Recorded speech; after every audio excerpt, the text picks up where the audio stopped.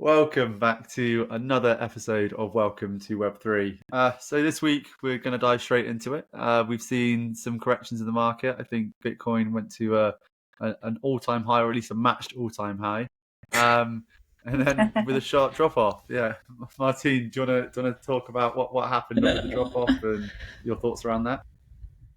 Yeah, well, a flash crash it happens really sudden.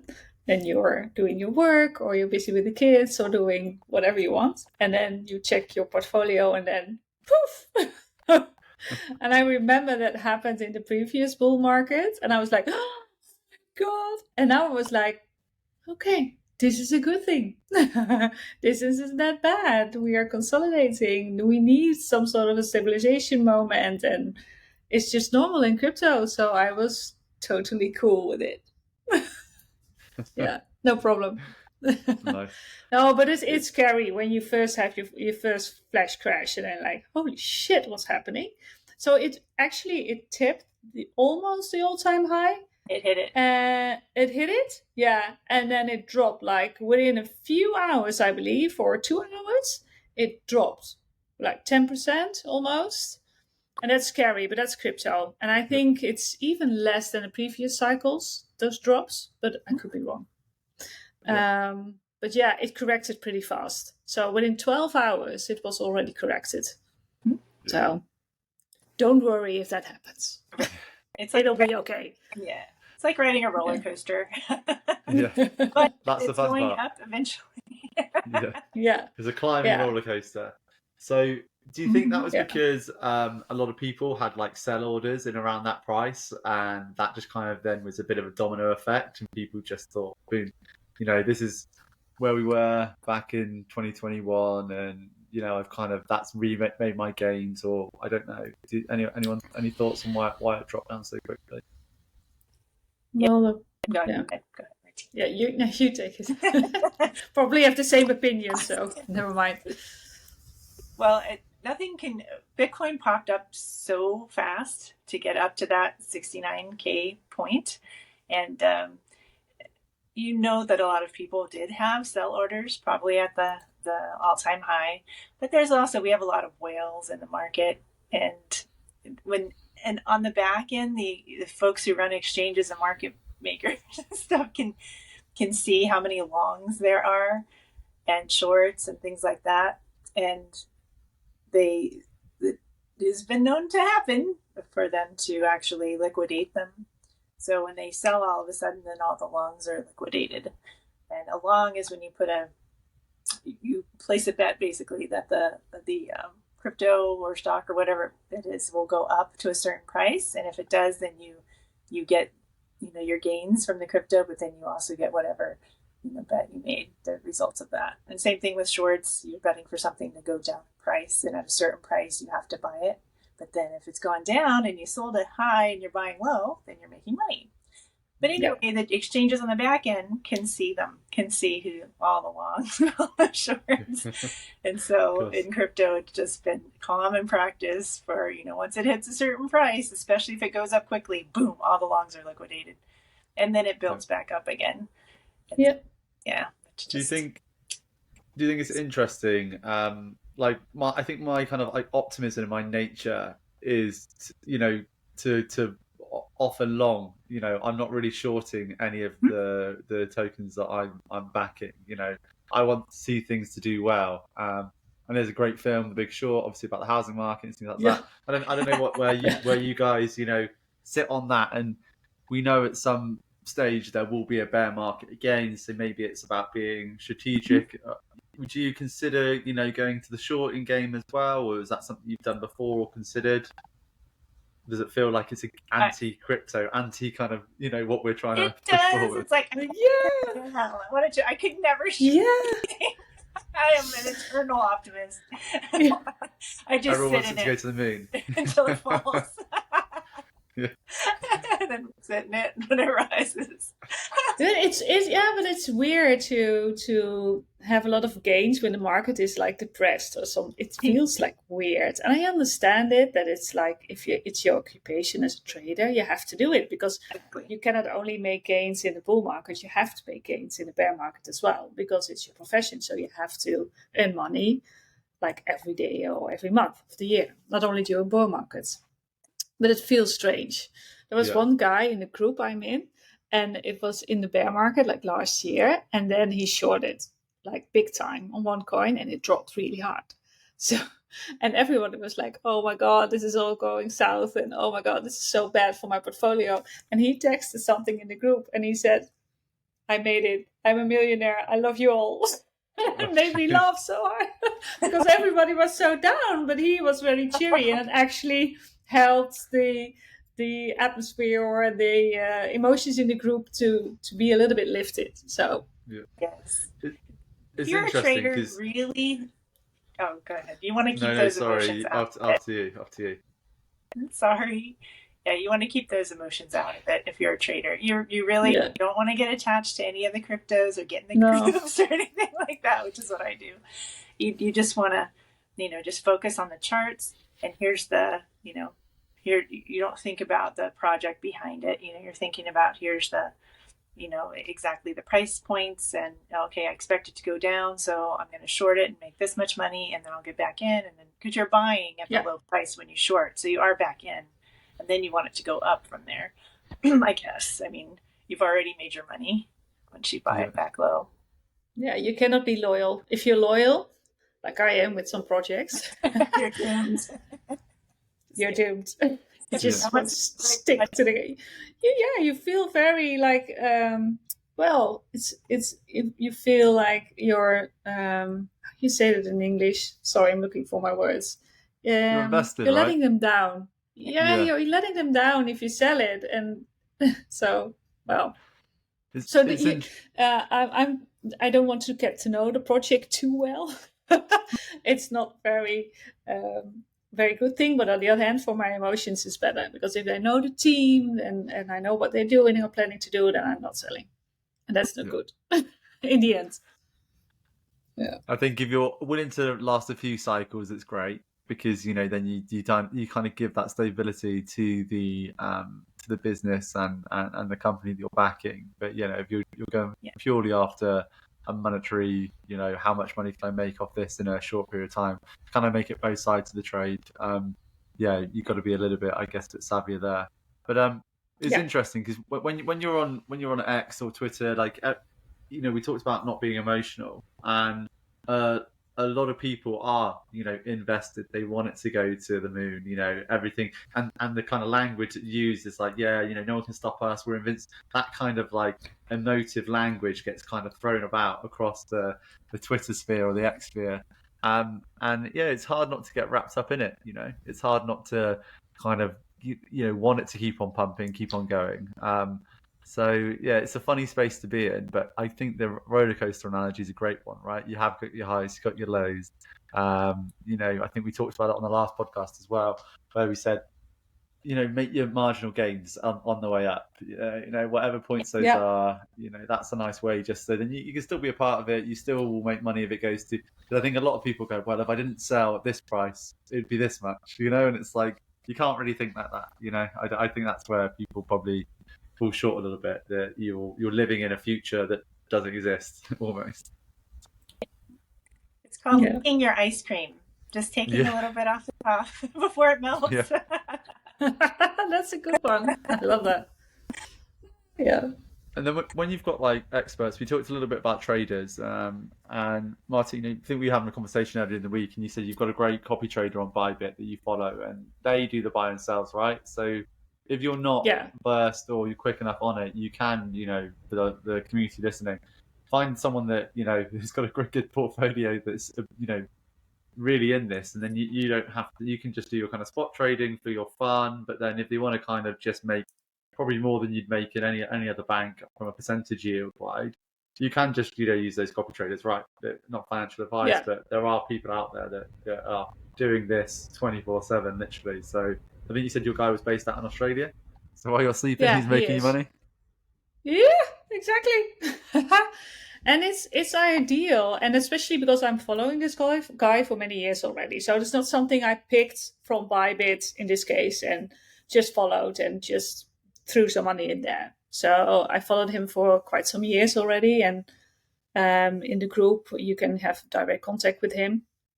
But anyways, copy trading is a real fun, and it also teaches you something because it tells you what coins they are in when they go out. So it's fun, but you have to keep track of it, which I do every morning, every evening. I'm checking it, what the copy trade is doing. But the annoying thing is, I cannot do the copy trading on Bybit anymore from the Netherlands Oh because no, they as retracted it. a Dutch citizen, they closed it down because a copy trader is allowed to do leverage trading in a copy trading from Bybit anyways. And in the Netherlands, that is not allowed anymore to protect the consumer, which I think is a good thing.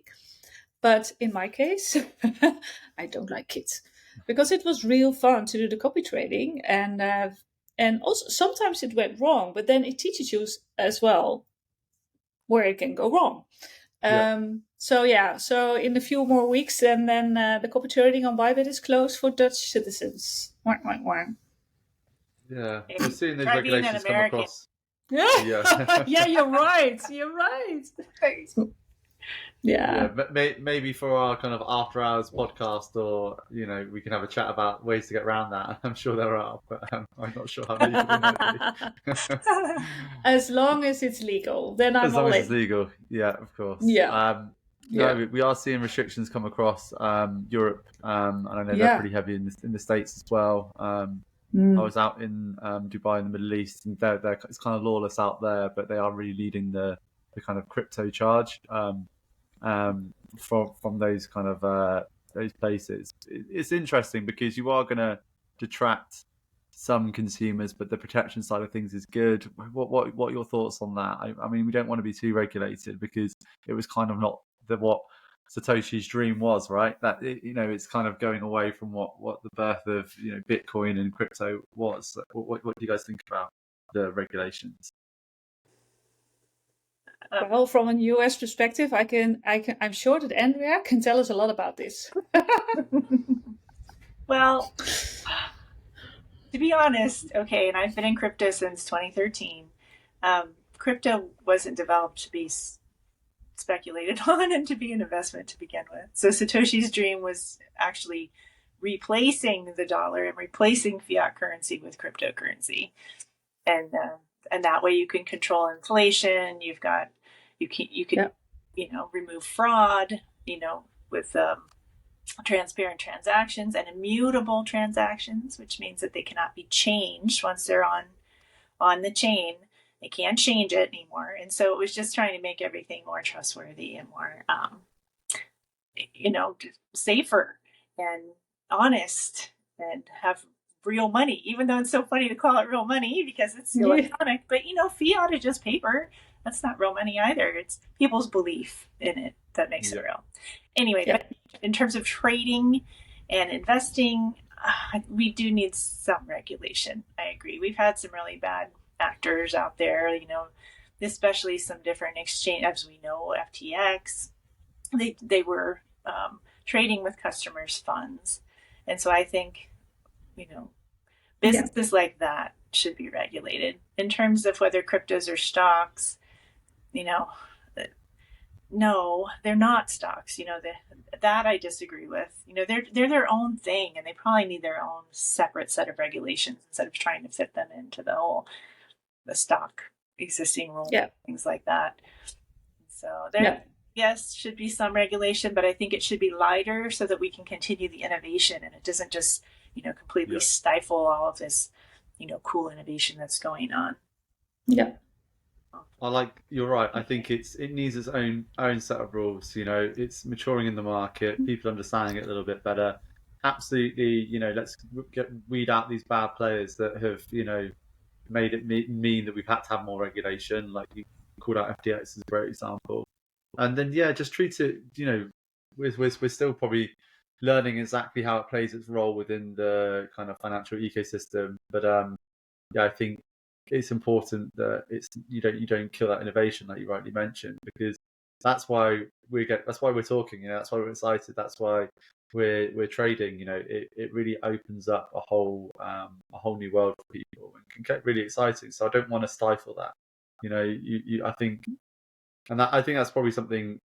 Hopefully, people are looking at a little bit closely from a government point of view. I know they're looking at it in the UK a little bit. There was a roundtable recently with some Ethereum heads just talking about what the impact of that is on the government, how they can leverage that, but in a positive way for everyone. So hopefully they're making the right decisions and not just lining their own pockets out of it. But we'll watch this space.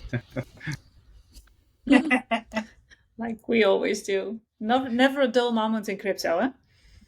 And True, once it eventually, once this market matures, eventually, and cryptocurrency is adopted and it's used, and everything's on the blockchain, I think the cryptos will, settle at a particular price. They're not going to, they're going to be money for whatever ecosystem they're in, and so they'll settle to become stable coins, not pegged to the dollar, but pegged to whatever value that particular coin has in its ecosystem.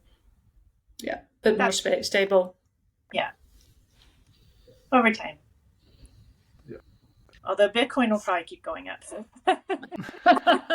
That's the exception.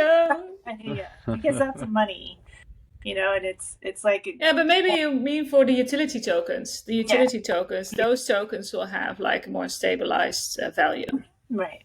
Yeah, if they're used in an ecosystem, are used to pay node operators, or used to buy things in an ecosystem, then they'll have to settle at something at some point to be worth whatever commodity or whatever item you're exchanging for that. Yeah. Yes, because otherwise then you're always going to have to use a stable coin or something like that to measure. Otherwise there's no, you sign a contract and you've got Bitcoin on the line and it's fluctuating so much, you never know what you're going to get paid. Yeah. So that's the unreliability right. there. Yeah, it's interesting. Yeah, exactly. So, you go to the grocery store and you buy bread, loaf of bread, and when you're out of the supermarket, poof, it's worth $10. That's not an option instead of one. No. I think it's gonna be interesting as well. Like we're seeing some more like utility-based products coming to Bitcoin as well. We're going to see how that impacts the price, and maybe if that then helps it, I don't know, maybe stabilize, or it has to stabilize for these layer 2 products to, I don't know. I'm interested to see what happens in the next couple of years, because like you say at the moment there, but Ethan, Bitcoin just seem to have not necessarily a limit, but they are both going in a positive direction. When do you think that will be? Do you think this is like the next bull run? Do you think like this is 10 years time? When do you think we'll see stabilizations in cryptocurrency? It's going to be a while, I would say. And in terms of things being built on Bitcoin and Ethereum and everything, I think there's that whole movement towards making, since Bitcoin is so built out, the network, and Ethereum is so built out, they're just using it for keeping that for a global consensus layer. And then everything, can be built on top, and the scaling happens above the consensus layer and outside of the consensus layer. So they can build things and grow and grow and grow and just use the underlying Bitcoin and Ethereum networks to get consensus. And so I think that's what's happening there. But in terms of stabilization of the individual cryptos, we need real adoption for that, and less use of dollars. And so that's going to be a long time, maybe 10 years. Yeah, it's my feeling is the same thing. We need those applications, like real utility, that people are actually going to use it. Like not only people from crypto, but also people outside of crypto. Yeah, and then you get that. Going to be key. Yeah. It's interesting. So that means that we've got 10 more years of fun, really, which is great, right? That's where that's the way I look at it, right? We've still got, that's what, 3 cycles, or and hopefully we'll learn a little bit every single time. And then I guess the volatility may go down, right? So you don't get 100x's or to the moons if it starts kind of plateauing a little bit, but you may with still with your altcoin, but it's exciting. Yeah, no, that's good. I didn't really think about that kind of stabilization aspect to it, so it's a nice point, Ray. Cool. Yeah. Well, I think we've probably covered everything we have for this week, but I think next week we're going to go a bit more back to basics and talk a little bit about kind of how you get involved in crypto, some Web3 wallets and things like that. But yeah, thanks so much for tuning in, and thanks to my co-host. Thanks, everyone. Cheers. Thank you Bye. so much. Bye. Bye.